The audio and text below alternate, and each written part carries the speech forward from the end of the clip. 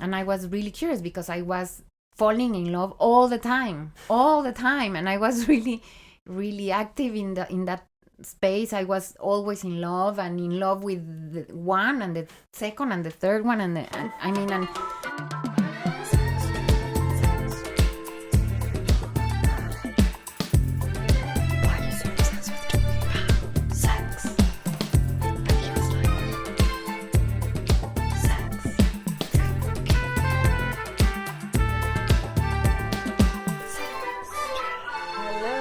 back to Sextras, where we talk about sex and all the extras. I'm Honey. I'm Maria. And I'm Maria's mom. And what's your Maria? name? Also Maria. Also Maria. Yeah. Fun fact, I actually hate that when people find out my mum's name, they're like, oh, you have the same name. Because I hate those families. I hate those families whose mums and children have the same name, or like the dad and the kids, even though our family. The same name, yeah. I know, but my name isn't actually Maria, just for all the listeners, all the real ones that weren't, all the non-real ones even, that weren't listening in season 1 when I said that as a fun fact. Mm-hmm. That my name is actually not Maria. Maybe we should bring back fun facts in season 3. Yeah. Like alternate the zones of fun facts in each season. Okay, yeah. So speaking of, what zone are you in? I think more or less green one. Okay. Very going with the flow. Mm-hmm. And Nice. seem curious a bit. Yeah, excited but very, very nervous. Okay. Maria? What are you? I'm probably I'd say I'm in the green zone. Yeah, just going with the flow as well. I'm going to Paris this weekend for my boyfriend's dad's wedding, so that will be really cute. I'm quite excited for that. So yeah, things are good. How about you, Han? I think I'm green as well. Triple green. Triple green, love it. The vibes are looking up. Yes. It's summertime, the sun is shining, no more blue zone. My mum listens to every episode, guys. You Yeah. know, she's our biggest fan, essentially. So, yeah. Should we get into it? Let's get into it. Yeah. Okay. Okay, so maybe we should start with how you felt when I told you that we were starting this podcast.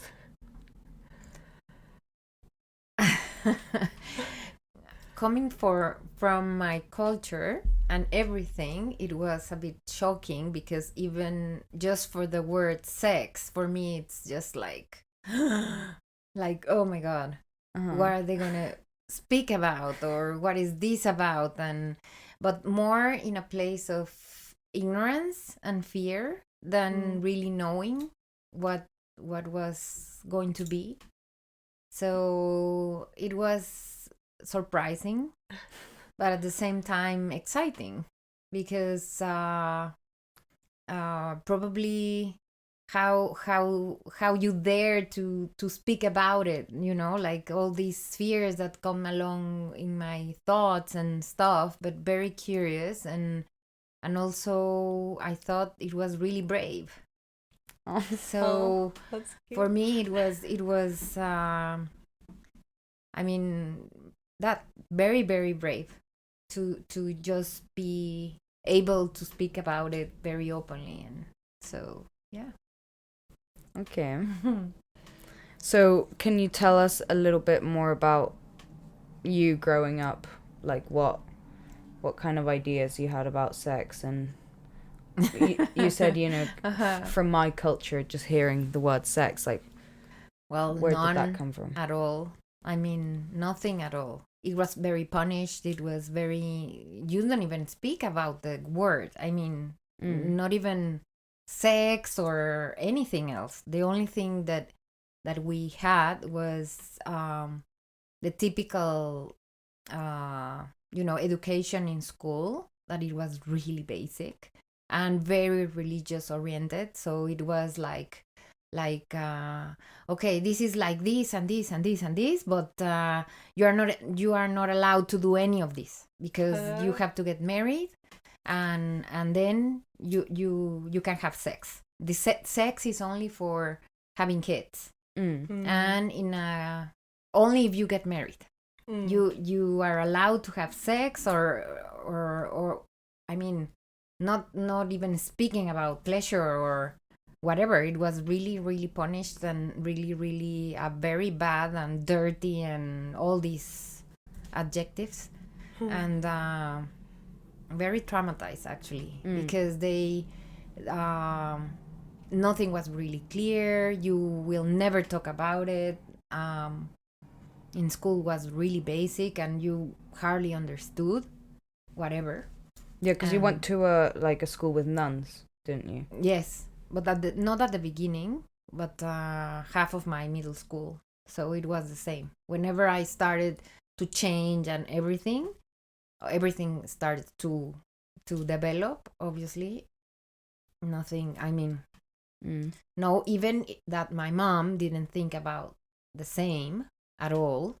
She struggled a lot because she wasn't never agreed with the kind of education or the things they were telling us in school, or even religiously speaking. She was, I mean, totally in the opposite direction. But at the same time, she need to fit in also. So even if she was complaining all the time with school and they didn't like her at all, I mean, nothing changed. She never, I mean, both of my parents, they never sit me down and tell me the talk or anything. They didn't explain anything to me. That was very, I mean, a surprise. But I have to say of my mom, because I think she didn't have the words or how to explain.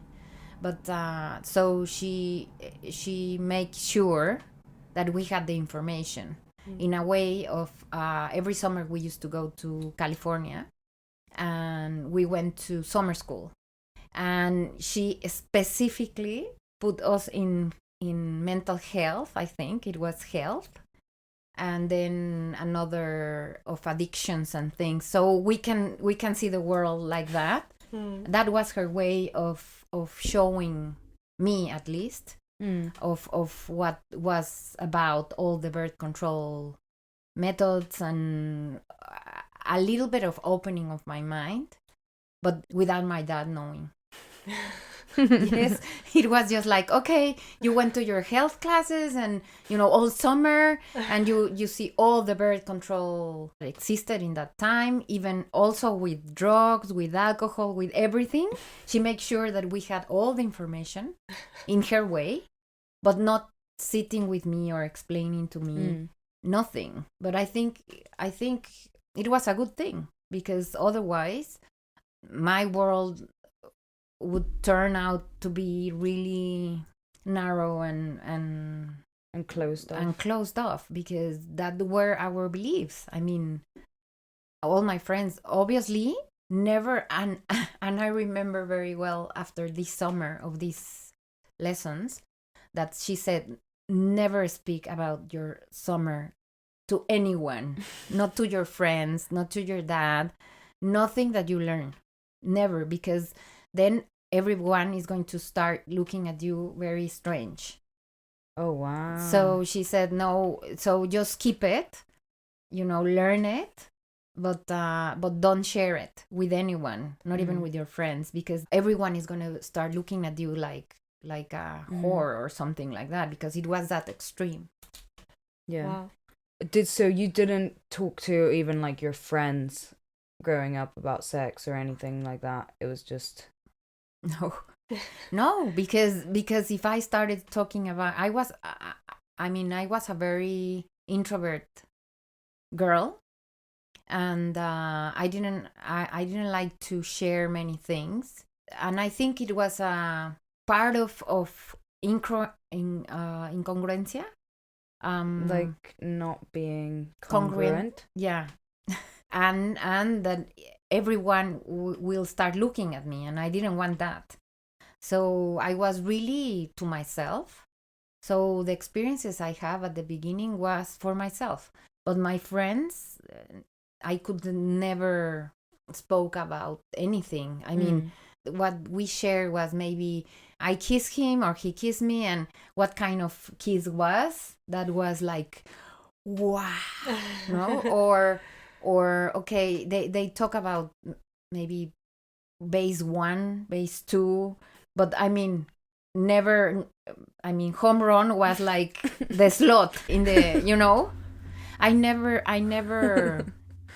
judge friends that came to me or say things. For example, I was really reserved, and actually I was a very good listener in that part, because I never said you shouldn't do that, or never to my friends. And I wasn't that adventurous either, but because I suppose I was more afraid also, and I didn't really care if they think about me anything, but I didn't let them think anything. So yeah. I see. Do you think that your friends had like the same questions as you, or did they not even think to ask the questions because it was just like so normal that was how sex education was? I think they had many questions as me, less than me, because at least I had information. Yeah. But I didn't share it with anyone. I knew in a way, but they were very judgy. I mean, you couldn't say anything, because even if you trust the friend, you could never trust the friend. I mean, for me it was really hard. And it was more important because I was in a girls' school, so the relationships between girls, and it was a mess. The drama.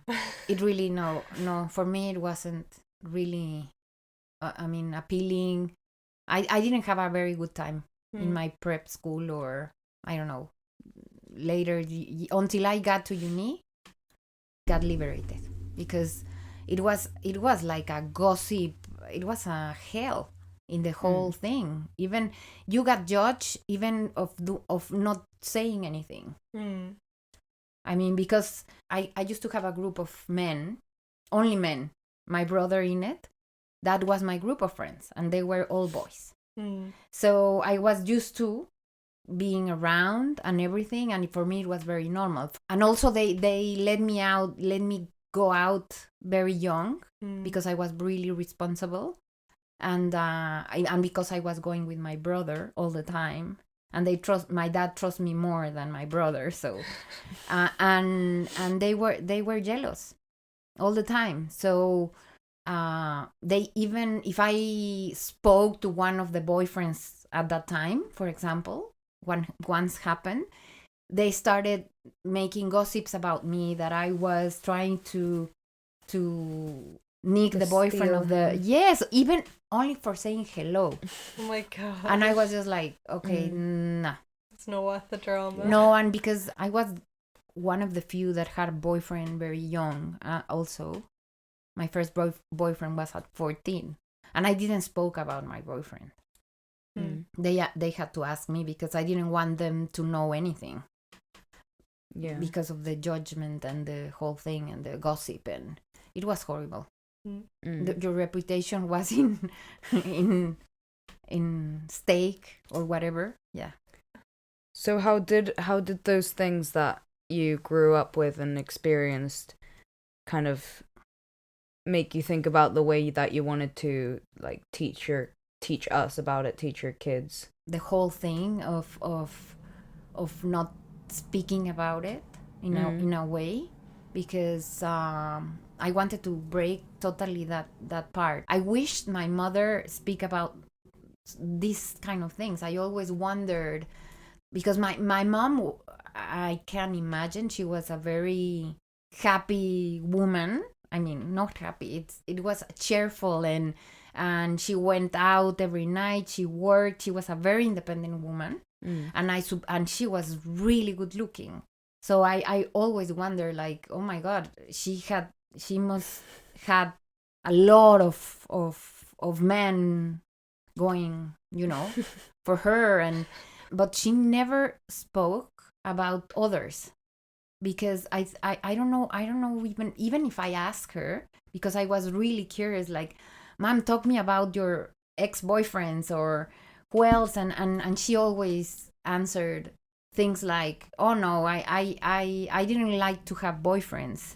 I had many friends because I could go out and I didn't have to stay with one at a time.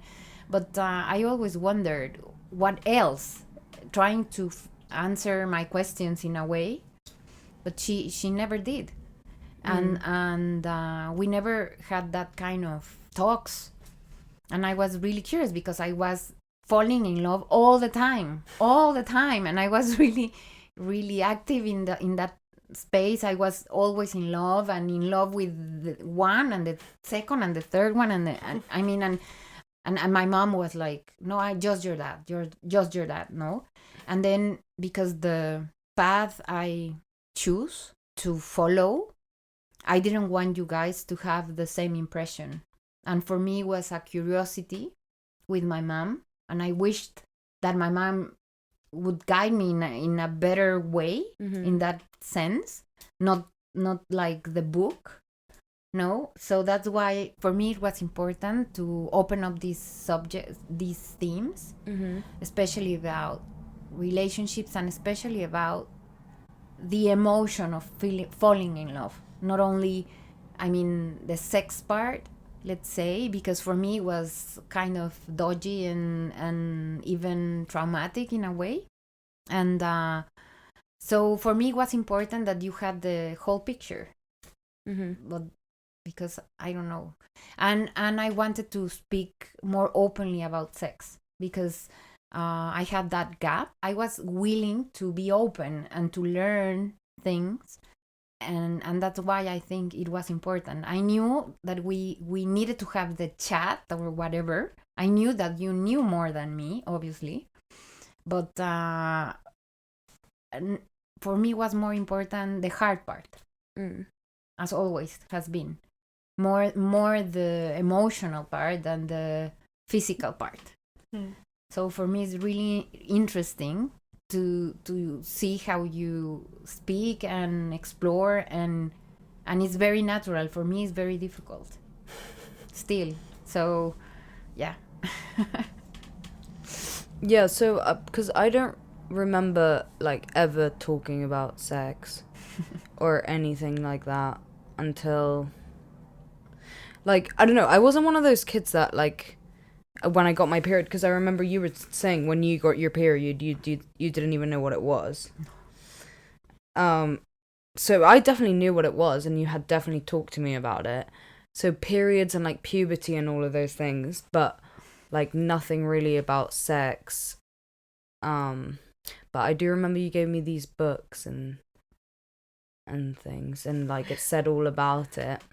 Do you remember those books? I brought them to school Yeah, once. I remember the books. Yeah. But did you talk about relationships and stuff when you still lived in Mexico, or was it like when you moved to the UK that you talked about it together? Because obviously Maria was older at that point, but so that would have influenced it. But like with Jose and stuff. Oh no. Yeah, do you feel like your attitudes changed when you moved to the UK? Of course, totally. No, everything opened up, and it was freely to speak about it. And that's why I was more worried about the values and the heart and the emotions than because the physical part you will get it. That I couldn't show you or teach you anything. But the other part was more to care about. More for me to care about. That you had a nice impression about love and what is falling in love and all what brings, because for me, I mean the sexual part, I mean the physical part, for me wasn't not important at all, because I had to put a blind on my eyes and said no, like no. So I focus more in that part, but the only thing I can teach you, or I'm not teach you, give you was more that part of the heart, of the emotion, or the talking about emotions, feelings, and all over around. No, I don't know, but it was really hard. I don't even know how to approach the whole thing, because for me it's really, I had never stop and think about it, or no, that's I don't know. For me, that's why for me your podcast has I'm learning so many things, because I didn't know that existed in my life. Not even, I mean, it's like, wow. Like, wow, this exists and it's new for me. So yeah. Do you have any things that you've heard us say in the podcast that you wish you'd never heard? I suppose, I mean, it's not that I didn't want to know. It is that I didn't knew that existed. Okay. So, but do you not like? Because I mean, I get the whole being open about sex and everything, but do you not sometimes just hit very like too much detail, like detail you don't need to be knowing? If I'm listening to it, I think I am supposed to be. No, like I actually think about this sometimes. Like, how do you? Because like, okay, this is actually so awkward for Shane, and he's gonna hate me for this. But like, since you've heard so much stuff about him, and like about our sex life, essentially, like, do you not sometimes like just feel awkward, like when you actually see him in real life, and like all these things? No, I don't think about it. I really don't. I really don't. Okay. Yeah, like that's I know. I have never once. I prefer not to. We just no. I don't think about that part. I mean, yeah, it's like thinking your parents having sex. Yeah, exactly. No? That's what I'm saying. I wouldn't want to hear about it. I don't want to hear about it. Like, I'm open about sex and stuff, but like, I just don't need to know the details about my parents' sex life, for instance. You make this image in your head that your parents never had sex. No, but... And it's ridiculous, I mean... No, but that's not what I'm saying. Of course I know that that's not true, but like, I also don't need to be knowing about it. And but why do you think... Why because... Yeah, why do you think it's that? So... Why do like, you think that? Gross. Why is it gross? That's so rude. No, I mean, yeah, well. No, but it's just certain details about certain people's lives that you don't need to know. That's all I'm saying. But do you think that you just think that because you it's like a societal norm to not know about your parents' sex lives? Like, I reckon if everyone just talked about it, it wouldn't be like, oh, that's so gross or whatever. I guess. Because I don't think there's any like inherent thing about the fact that it's your parents. Because that's literally how you were made. I think maybe it's just because it's like a sexual thing, and like when you think about sexual things, you don't want to be thinking about your parents. Okay, yeah, that's true. Know? Like crossing the lines of like sex and parents is a bit much. Yeah. But it's the same with like knowing about your sex life. Like, I don't want to think about you in a sexual way, but like I still know all the details I guess it's of not, your sex life. Yeah, that's true. That's true. Actually, that's true. Okay, but so you kind of just block it out. Yeah. No. Whenever I'm listening to you guys, I'm thinking that it's not you. In many points. Like, I'm hearing any podcast and you are telling about your sexual life, like, but I don't know you, I don't relate to you. That happens very often, so that's easy. And at the same time, there comes another part that I love to listen to you guys, because I know I can feel you in a way. So I can follow how are you. That's why I'm hearing you most of the times. I don't care maybe what are you saying or the theme. Maybe the theme doesn't even interest me. But I just want to listen to you Nothing. No, because No, I you know mean, what you're saying. I'm not curious about Yeah. many of them. Not many. Some very few actually, because then I like to learn. Mm-hmm. I'm always learning all these types and differences, and I'm very interested. Mm-hmm. But sometimes I just listen to hear you, Mm-hmm. to see how are you, because maybe this is the only way I know how are you. So That's for true. me, it's another way to see it. Mm-hmm. So I can really feel if you are sad or not, or you're struggling with something. That's the way, only to hear you, the way you are talking, or if you are interested, or I don't know, or your point. I love to see your point of view. So I'm learning about you in a way, not in a scandalous way, or like, oh my god, I didn't need to know that, or I don't get the details. I don't care. Yeah. I go deeper. Yeah. So Okay.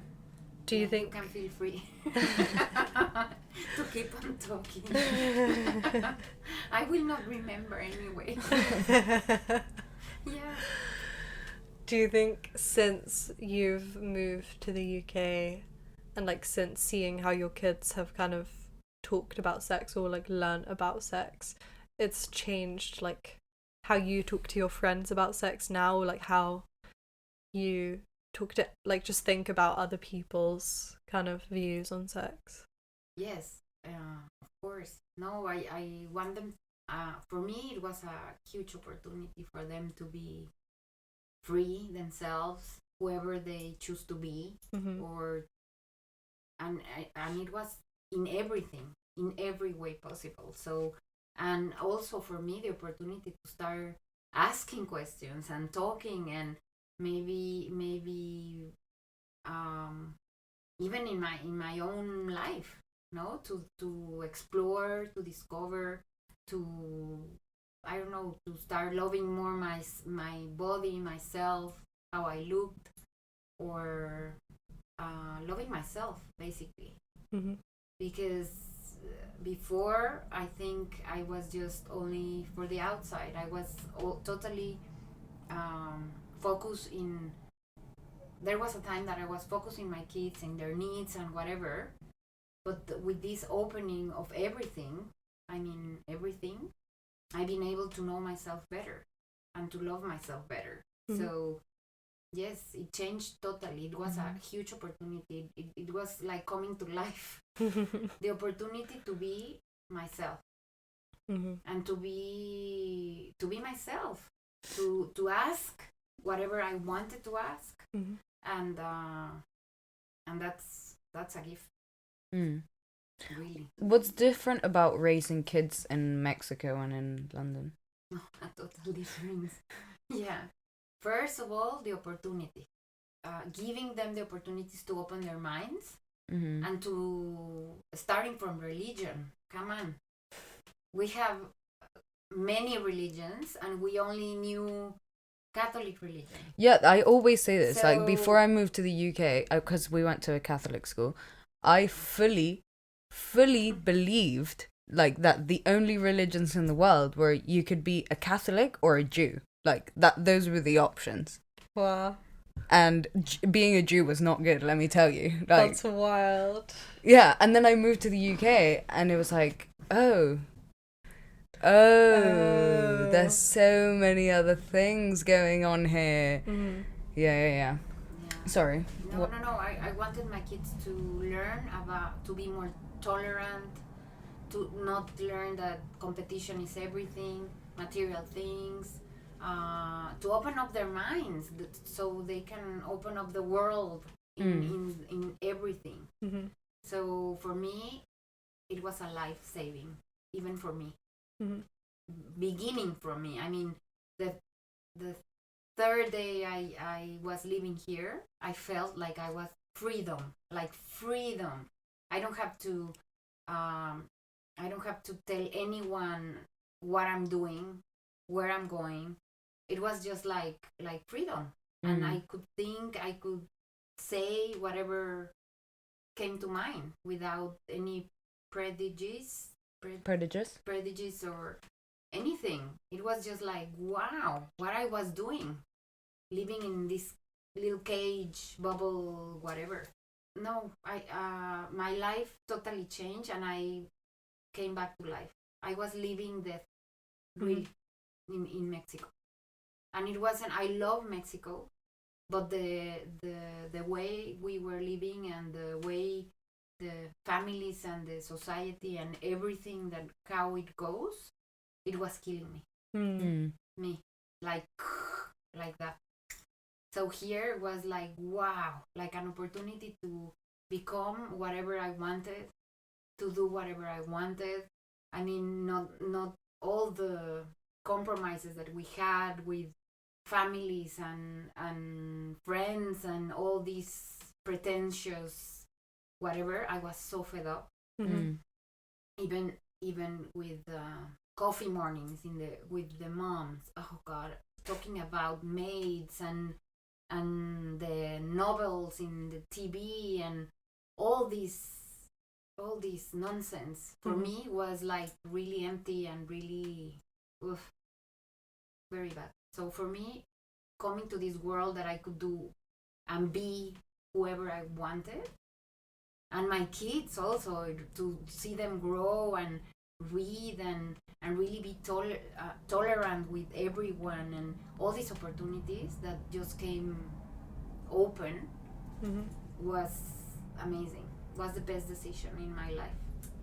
So it changed completely. What do you think the reason was that you felt so just like, I don't know if trapped is the right word, I don't want to like speak for you, but was it because there's like a set idea of how things should be, like the way you should be a parent or like just be as a woman, or what's the... Yes, totally. I mean, the expectations were very high, and I chose this life, and I was supposed to be and do and all the things that were expected for me to do. I did it. I did them. Yeah, you did them. I did them, and it was tiring. I mean, and also very empty. There was a point that it was really empty. No, it was nowhere else to go or to grow or anything. I mean, you get the picture. I mean, you do what you are supposed to do. You got married, you get the kids, you are the perfect mom, the perfect wife, everything. I got everything. And for me, changing of a country that all, that's why I'm saying it's freedom. It's I was doing what I was supposed to do for all the expectations that you got to break outside the mold. Yeah, that's right. So for me, that's why was the best thing for me and my family. I wanted to raise a family with values, but not that limited. I mean, not with false, all pretentious, and I don't know. Or like a facade. That's exactly. So that was the main difference. Thank you so much to Manscaped for sponsoring Sextras. We're so happy to be partnering up with them, especially as they're helping men take control of their hygiene and their health. Because we know that they can very, very much neglect their grooming, very much neglect their hygiene, so they need all the help that they can get. Definitely. And Manscaped have sent us a whole load of products to help them along on their journey of self-love and kindness and smelling good. So this is the Performance Package 4.0. It includes, most excitingly, the Lawnmower 4.0, which uses skin-safe technology. It has a ceramic blade, which prevent any ingrown hairs, and even has an LED light so you can kind of see what's going on down there. So helpful. And right after that, you can go in with the Crop Preserver, which is a ball deodorant, and the Crop Reviver, which is a ball toner. And these, again, are just going to help with that redness, that irritation, those ingrown hairs. prevent all of that from happening and have you smelling absolutely amazing. Exactly. And then to make sure the men can smell how amazing they smell, you have the Weed Whacker, which again uses that skin safe technology, and it's a nose and ear hair trimmer, and yeah, just gets all of those little stray hairs out of there so you're not feeling irritated. And wrap your perfectly groomed balls in these super soft anti-chafing boxes, and yeah, it just all comes in this little wash bag. It's absolutely incredible. So go to manscaped.com and use code SEXTRAS20 at checkout for 20% off and free shipping. That's 20% off and free shipping at manscaped.com with the code SEXTRAS20. Go Check it out. And what's it been like to raise 4 kids? 4 kids is a lot. That's another podcast. Completely. Yeah, I mean, because you've been a mum now for 23 years. And yeah, so yeah, what's it been like raising 4 kids? It's been amazing. I mean, it's been amazing to see them grow and so independent and so their own. You are so different.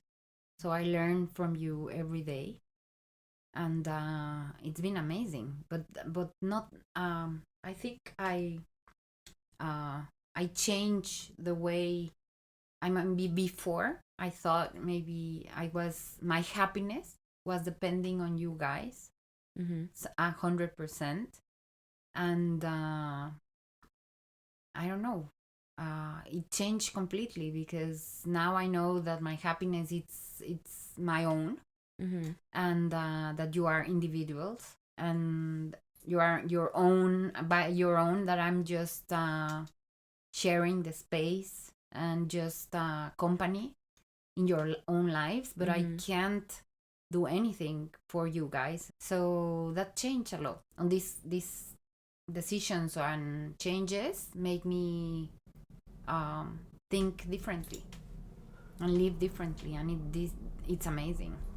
So yeah, it's been amazing having this task to raise these 4 kids, but now it's more exciting to see them go and let them go also.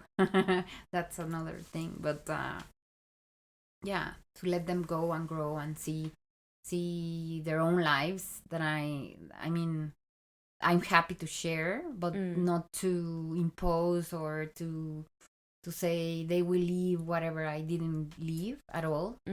So that's really something adventurous and exciting to watch. So yeah, I'm happy. But with raising 4 kids, and you know how you were saying that before you had this idea of like happiness coming from us rather than from yourself and whatever, how have you like been able to, or how have you found a way to sort of live your own life and be your own person outside of just being mum? And like, have you ever felt in your life like you were just mum and you weren't there, it was you were just a mum, you know? Because having 4 kids, I can imagine. No, yes, of course. Yes, and all these things, if I have a profession or I'm something else, or that's why I was confusing a bit my happiness or depending on you all the time. But when I realized that no one can, not even your dad or nothing, that your happiness is yourself, you're doing. So everything changes. I mean, everything looks different, and it's been a journey. It's not like from one day to another you find out or you realize. It's just like finding yourself and then losing yourself again. From time to time is losing yourself and finding yourself again, and a lot of work inside, and trying to love yourself in a way, and that love yourself in every little thing that you do, and trying to be present. I don't know, very simple, with speaking with your heart, following your intuition than your mind, all these things, like really flow and trust, that kind of thing. But it's a personal journey, I will say. How I got there? I don't know. Yeah, when I started to look at myself instead of outside, I start my journey, I suppose, or I don't know. It's yeah, and it's ups and downs. It's not the same all the time. And there are days that you are more low and you are more affected of everything that it's happening, or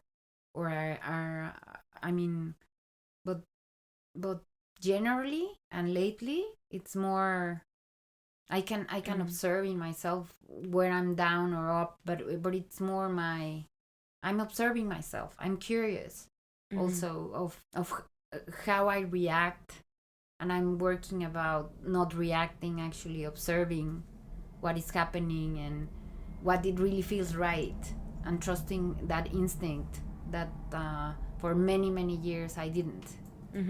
More my intuition than and try to quiet my mind, because it tricks me a lot. Yes. So I'm trying to break all these old ways that you are supposed to be doing, like no, and just to shut these expectations that are coming all the time. And well, I'm still in that in that path. Do you think that's kind of changed, like, because when I first met you, you were like very Catholic, and like now you're kind of more spiritual, if that's how, I don't know how you would describe yourself, but yeah, no, well, when you get to a place that you don't know, you stay with what you know. No, at the beginning it was like that. I was always really more spiritual than Catholic, let's say, to follow the rules of the Catholic Church. Yeah, more like that. Even I didn't never agree for many rules of the Catholic Church. I was always like really a more rebel, but it was more spiritual and an inside thing. And the way for me to get there, or my security, was with these rituals, let's say. Rituals of going to mass and doing all these rules, or these little things that make sense. And whenever you feel more secure, you start searching meaning in many different things. And for them and for us, it was the only structure that we knew. Yeah. So at least it's not a way of controlling, but a way of like putting together. This was, it makes sense when we just got here to keep on doing what we were doing, because it felt secure for us. And that's a big change, because when we arrive here, it's just like you just have your family to hold on. I left my friends, my family, whatever, everything. But what happens is that your family becomes your rock. I mean, and because they were little also, the best way we found to do that was to keep on following. But we changed from the Catholic to the Church of England. That was really different. And slowly we loosen up, and then we became really mad spiritual in another way. So yeah, but I suppose we had it in us since the beginning, because if your Eve dad is my was dad. yeah yeah your dad was worse than my family.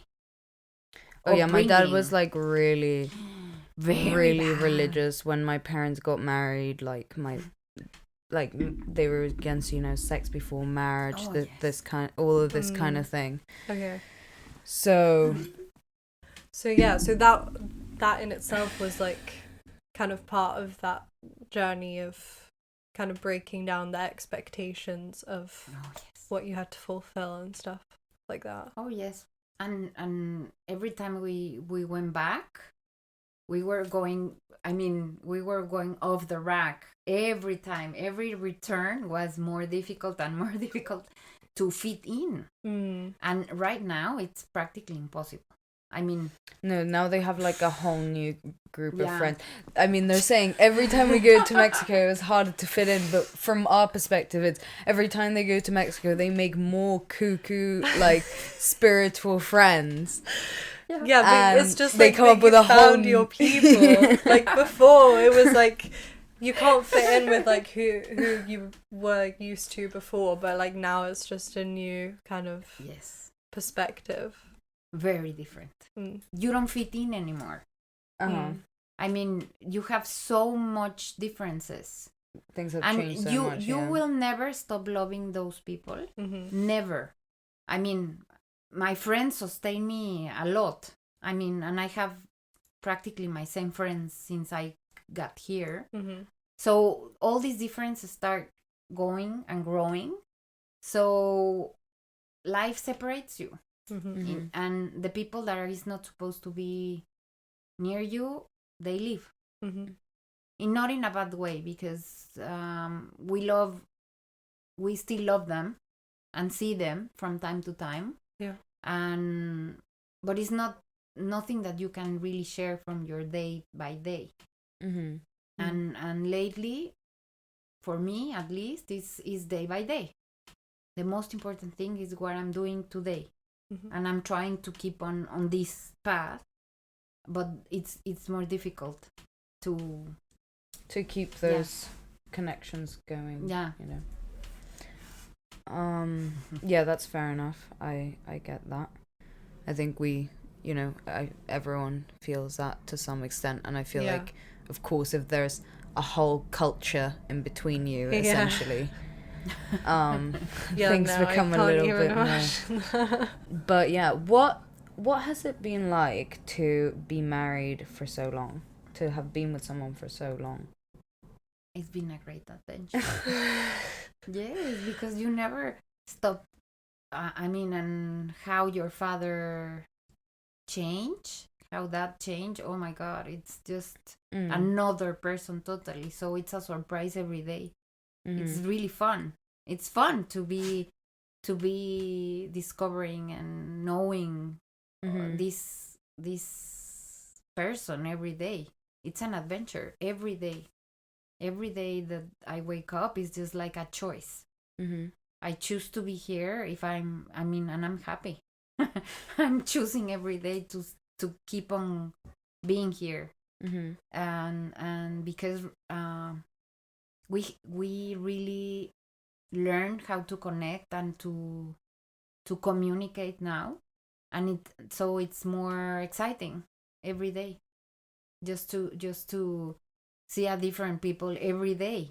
Even if you think you know him, you don't, because you are not supposed. I'm in this stage that I'm not supposing anything.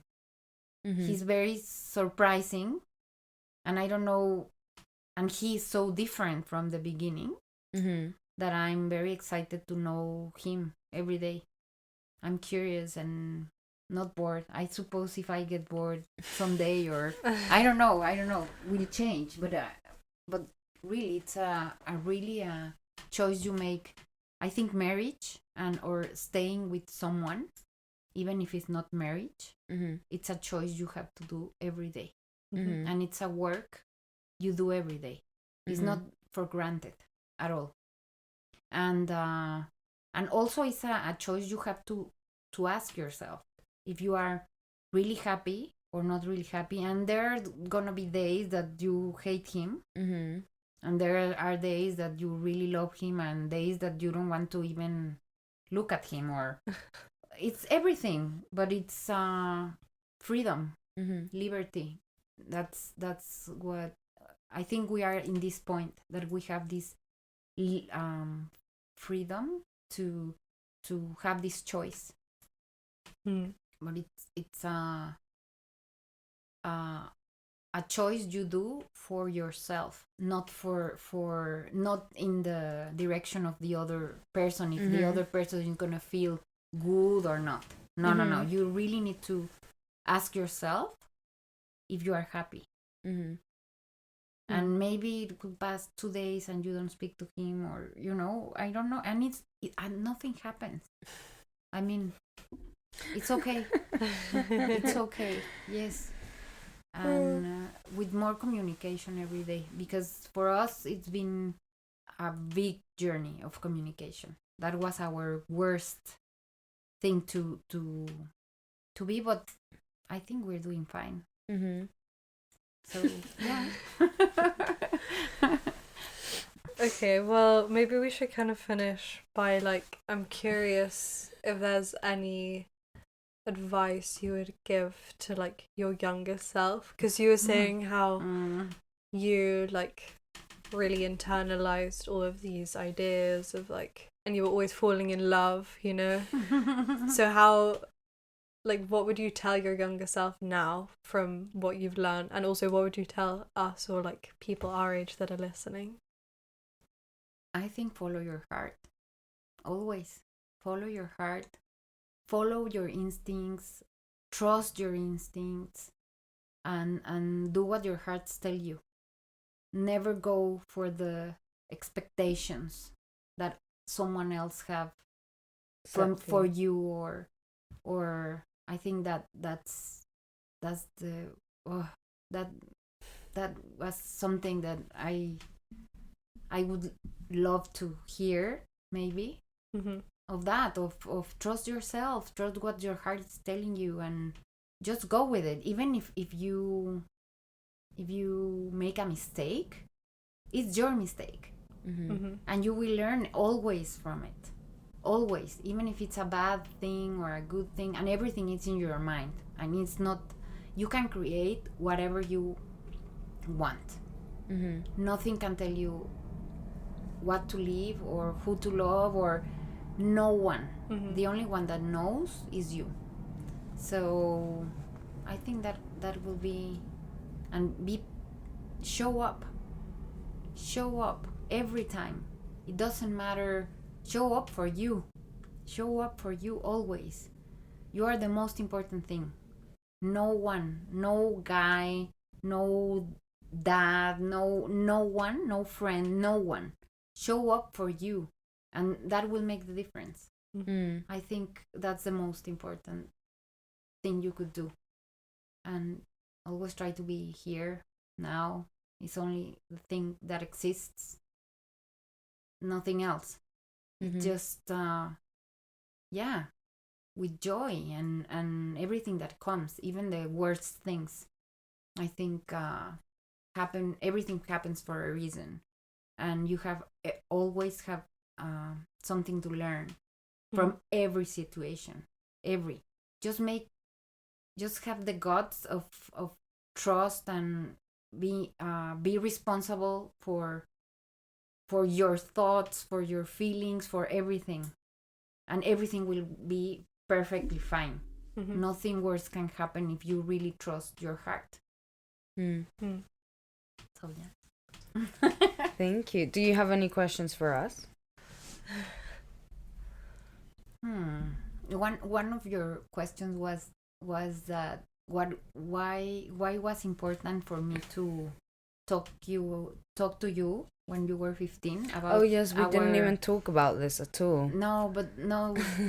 I just wanted, I am curious to know if for you, how did I did? Yeah. Because you know the answer. So basically yeah. So I said that I don't remember talking about sex very much, growing up. But when I was 15, me and my mum went on this trip to Budapest, just us two, and she told me like all about like her ex-boyfriends, like her past relationships, kind of like her story of like love and sex and relationships up until like she married my dad, essentially. So how did you do? I mean, I remember like that was the first time that I ever like saw my mum as like other than just my mum, like I saw her as like an actual person that had a life before everything, and had experienced things and whatever. So I don't know, I have a very good memory of it. I do feel like I do remember it as this like conversation that opened up a lot of like, oh, okay, this is okay if I talk to my mum about this, and like it's okay if I want to talk about this. So you did very well, I would say. It worked. Yay. You see, that's why it's important for me. It was important for me.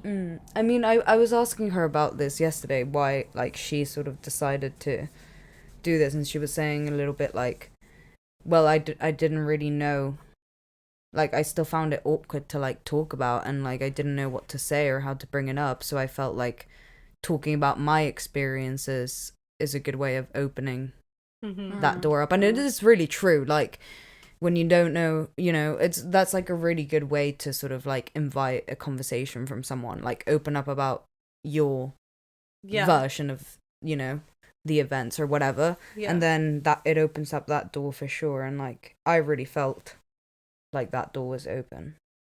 So I wanted to yes, always to break that thing, and the only way you can do it is talking about you. And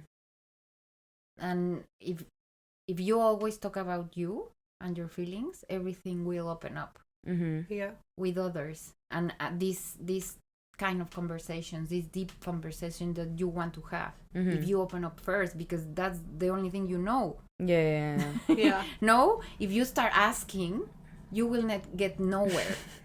Nowhere. It's just like freezing. But if you start talking about you, about deep issues, or what was for you, or that's why I love to hear you, because you are talking about you, and that's the best way to know someone and to open up to someone. I don't know why I did it like that, but I think it was the best way. And remember that we started saying with questions. I ask you one question and you ask me one, but you have to be true. Oh yes. You have to say the truth. So we started with really light questions, and then at the end we're really. Was this when you were dating? No, it was before. It was before. But it was when I liked her, definitely, because I remember I posted a picture from that trip and she liked it, and I was like, oh no. But I don't think I told you about it. Yeah, did you know that they were dating? I asked you if you were still a virgin. First I asked you if you like someone. And I asked you, then after I asked you if it was a boy and a girl.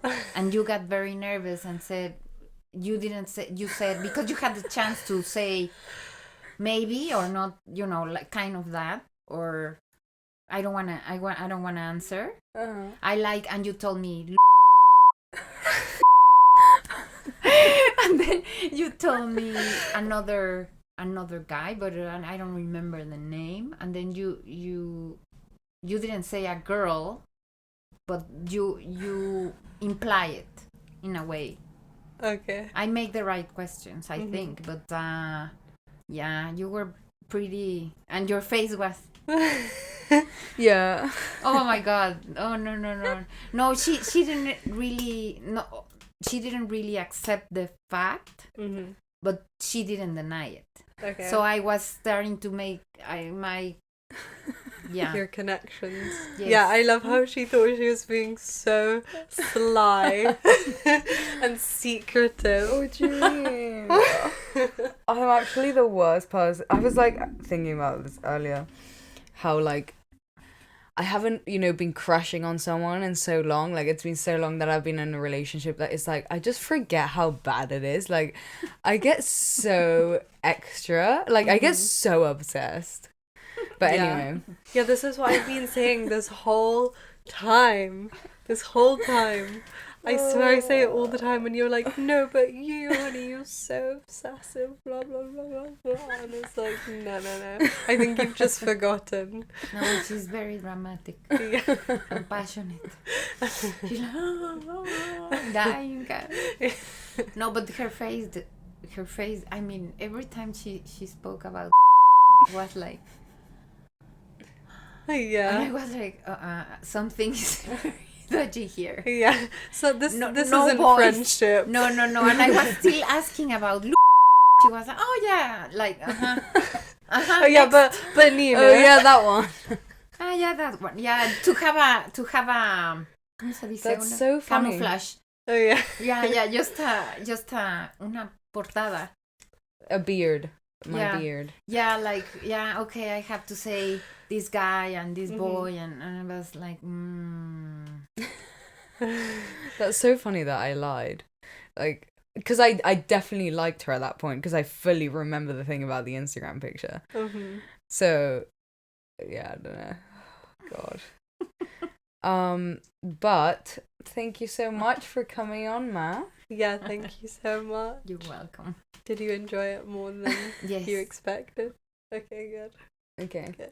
And Nice. thank you for your words of wisdom. Yes. Thank No, you. no, your words of wisdom.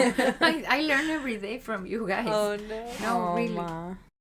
Okay. Yes. Okay. Yeah, I mean, thank you so much for listening, guys, and I hope you liked listening to my mum and you got to meet her. Lucky you guys. But don't forget that we are gonna be having a meetup on the 25th of June, and that's gonna be from 1 p.m. onwards in Hyde Park. And you can catch all that information in our Instagram. That's Sextras Podcast, and it's also on our Facebook, which is also Sextras Podcast, TikTok Sextras Podcast, Reddit Sextras Podcast, and on the website you can also find everything that we talk about, all our episodes. It's all categorized. That's www.sextraspodcast.com. And anything else, honey? Make sure to go check out our sponsors for the Oh, episode. absolutely. And please leave us a rating as it's near the end of the season. We would love a little present. You can leave us a rating on Apple Podcasts or Spotify now, I think. Yeah. So, yeah, go do that. And other than that, we will see you for our Next. last episode of the season. The last episode. Next Tuesday. Bye. Man quieres decir bye. Bye.